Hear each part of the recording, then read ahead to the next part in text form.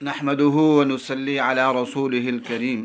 आज पूरी दुनिया में कुरान और सुन्नत का निज़ाम न होने की वजह से पूरी दुनिया जुल्म व सितम की आमाजगाह बन चुकी है और ख़ुसूसन बच्चियों पर, औरतों पर जिनसी दरिंदगी की इंतहा होती चली जा रही है। आए दिन वाक़यात आते हैं कि फ़लाँ मकाम पर एक दरिंदे ने किसी बच्ची पर हमले की कोशिश की या उसकी इस्मत दरी कर ली और उसके बाद फिर बात अदालतों पर चली जाती है। अदालतों का घिसा पिटा निज़ाम है, वहाँ कुछ भी नहीं हो पाता। इसलिए हमें गौर करना होगा और उलमाए कराम को भी गौर करना होगा कि आखिर उलमाए कराम इस मौजू पर खामोशी क्यों इख्तियार कर रहे हैं। कितनी बड़ी तादाद है उलमाए कराम की पाकिस्तान में, हिंदुस्तान में, बांग्लादेश में। वो लाखों करोड़ों की तादाद में है और खुसूसन अकाबिर जो है उनकी जिम्मेदारी ज्यादा बनती है कि वो इस बारे में आवाज़ तो बुलंद करें और इसका हल तो पेश करें और इस बारे में खामोशी इख्तियार न करें।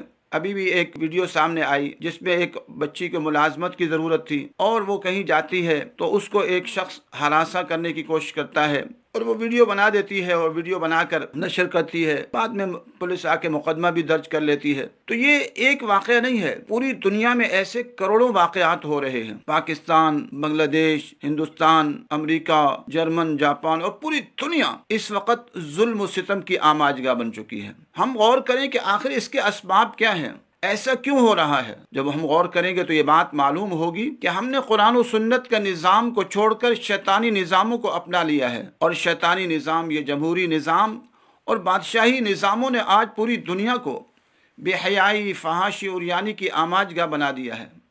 हुक्मरान वो बन बैठे हैं जो खुद बेहयाई और फहाशी और यानी को चाहते हैं।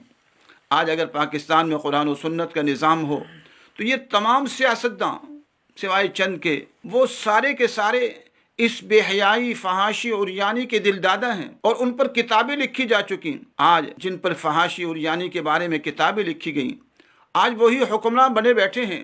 क्यों? इस जमहूरी निज़ाम में यही होता है। जब तक ये जमहूरी निज़ाम रहेगा और ये बादशाही निज़ाम रहेंगे तो ऐसे ही बेहयाई और फहाशी और यानी के दिलदादा लोग हुक्मरान बनते रहेंगे। तो ये क्या इस बेहयाई, फहाशी को आकर ख़त्म करेंगे या उसकी तरवीज करेंगे?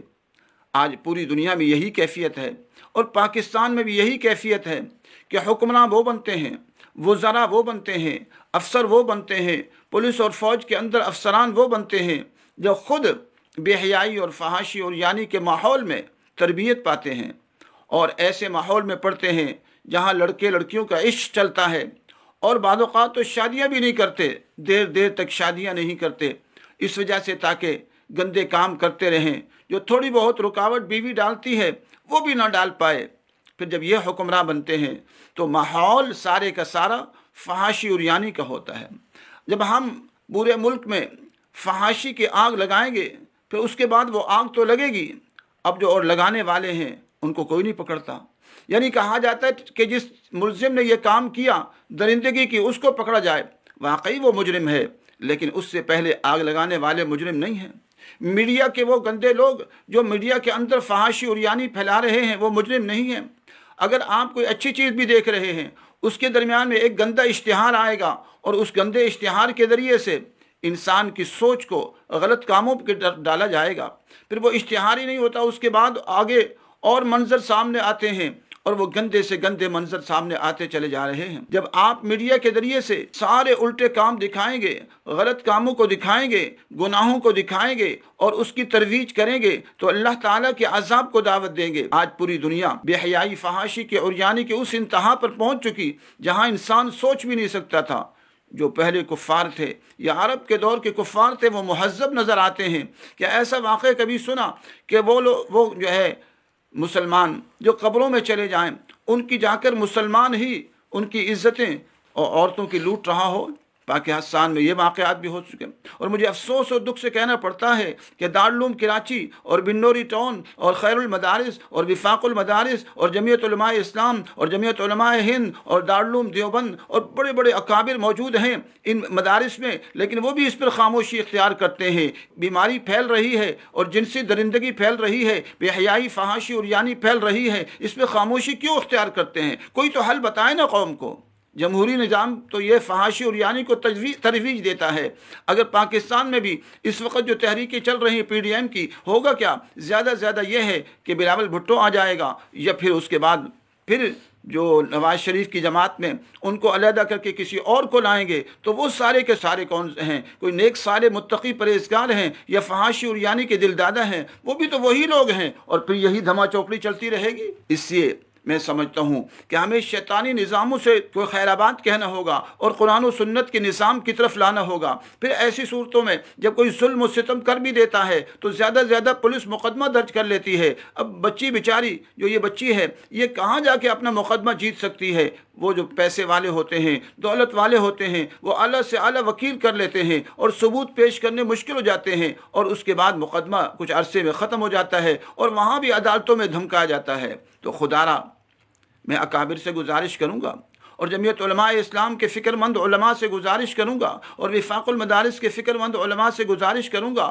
اور کراچی کے بڑے بڑے بزرگ علماء سے، اور پاکستان اور ہندوستان اور بنگلہ دیش اور پورے علماء سے التماس و التجا کروں گا کہ خدا را اخبارات کو صرف اس لیے نہ پڑھیے کہ ایک خبر پڑھ لی اور اس پر وہیں تبصرہ کر کے ختم کر دیا، اور کہیں اپنے موبائل کے اندر ایسی چیزوں کو صرف اس لیے نہ دیکھیے کہ صرف دیکھ لیا اور خاموشی اختیار کر لی۔ نہیں، یہ قیامت کے دن ہماری مسئولیت ہوگی۔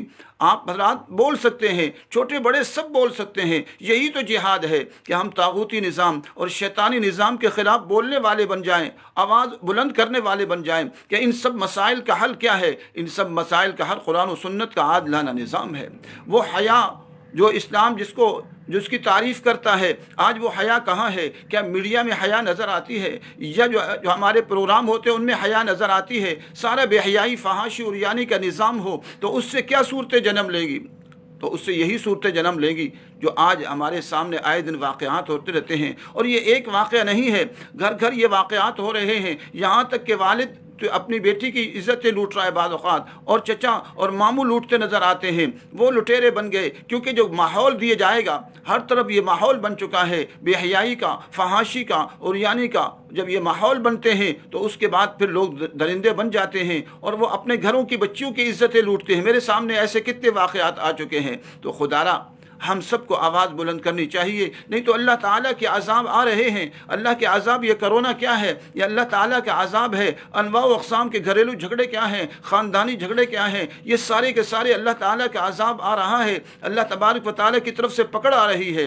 اس لیے ہم سب کو چاہیے کہ جب ایسی چیزیں آئیں فوری طور پر اس پر بیان کریں اور اس کا حل پیش کریں۔ اس کا واحد حل قرآن و سنت کا عادلانہ نظام ہے۔ آج علماء کرام کی ایک بہت بڑی تعداد جمہوریت کے پیچھے لگی ہوئی ہے۔ ارے جمہوری نظام کے اندر جو لوگ آتے ہیں وہ سارے کے سارے پروردہ ہیں بے حیائی اور فحاشی اور عریانی کے ماحول کے اندر، اور وہ جب آئیں گے تو وہ اسی ماحول کو پسند کریں گے، وہ قرآن و سنت کا نظام تو نہیں لائیں گے۔ اس لیے آج پوری دنیا کے مسائل کا حل قرآن و سنت کے نظام کے اندر ہے۔ آج پوری دنیا فحاشی اور عریانی کی آماج گاہ بن چکی ہے، بدکاری کے اڈے عام ہو چکے ہیں، اور ہمارے سیاستداں جو جمہوری سیاستداں ہیں ان میں ایک بڑی تعداد خود بے حیائی اور فحاشی کے مراکز پر جاتی ہے اور بدکاری کے اندر ملوث ہے۔ اگر یہ قرآن و سنت کا نفاذ ہو جائے تو ان پر تو خود حدیں نافذ ہوں گی۔ یہ سارے کے سارے وہ لوگ ہیں جو منکر کی خود ترویج کرتے ہیں، امر بالمعروف نہیں کرتے بلکہ منکر کی ترویج کرتے ہیں، جو منافق کی نشانی ہے۔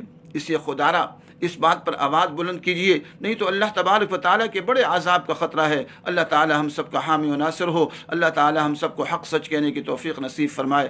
وآخر دعوانا الحمدللہ رب العالمین۔ السلام علیکم ناظرین، اوصاف ڈیجیٹل کے ساتھ میں ہوں آمنہ مجید۔ مجھے مطمئن کرو گی تو نوکری ملے گی۔ جنسی درندے نے نوکری کی تلاش میں نکلی ضرورت مند لڑکی کو ہراساں کرنے کی کوشش کی، ویڈیو سامنے آ گئی۔ تفصیلات میں جانے سے قبل ہمارے ناظرین سے گزارش ہے کہ ہمارا چینل اوصاف ڈیجیٹل سبسکرائب کر لیں اور ساتھ موجود بیل کے آئیکن کو کلک کر لیں تاکہ ہماری تازہ ترین ویڈیوز آپ تک بر وقت پہنچتی رہیں۔ سوشل میڈیا پر ایک ویڈیو سامنے آئی ہے جس میں دیکھا جا سکتا ہے کہ کراچی میں ایک جنسی درندے نے نوکری کی تلاش میں نکلی لڑکی کو جنسی ہوس کا نشانہ بنانے کی کوشش کی ہے۔ لڑکی نے ایک شخص پر الزام لگایا کہ وہ ضرورت مند خواتین کو ناجائز تعلقات میں راغب کرتا ہے۔ اپنی جان کو خطرے میں ڈالتے ہوئے لڑکی نے اسٹنگ آپریشن کیا تاکہ ملزم کو کافی ثبوت کے ساتھ گرفتار کیا جا سکے۔ بظاہر اس شخص نے اس لڑکی کو کہیں سے اٹھایا اور کار میں ان کے بارے میں پوری گفتگو ہوئی کہ اس سے نوکری کی سخت ضرورت کیوں ہے۔ लड़की ने नौकरी हासिल करने के लिए तमाम वजूहात सामने रखी कि उसे अपने माँ और 2 बच्चों की देखभाल किस तरह करनी है।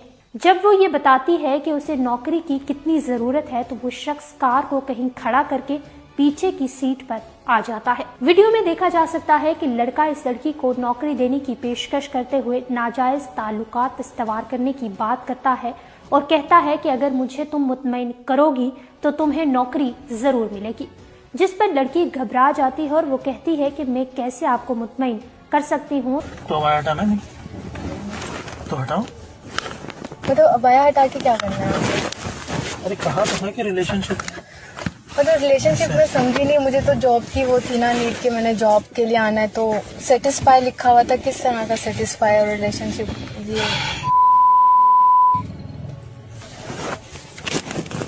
किन चीजों से? मतलब फर्स्ट टाइम बंदा इस तरह आए अपनी मजबूरी में काम के लिए जॉब के लिए, मतलब मेरा बिल्कुल भी ऐसा माइंड नहीं था कि ऐसा कुछ होगा। या लड़की कहती है कि मैं पहली बार नौकरी हासिल करने के लिए घर से बाहर निकली हूँ और बहुत सीधी सादी लड़की हूँ, मुझे इन बातों की समझ नहीं है। लड़की इस गुफ्तगू के दौरान अपने मोबाइल से वीडियो भी बना रही थी जिससे वो लड़का लाइल्म था। फिर इस लड़की ने पुलिस से राब्ता किया, जिस पर शाहिरा फैसल पर पुलिस ने कार्रवाई करते हुए इसे गिरफ्तार करके इसके खिलाफ मुकदमा दर्ज कर लिया है।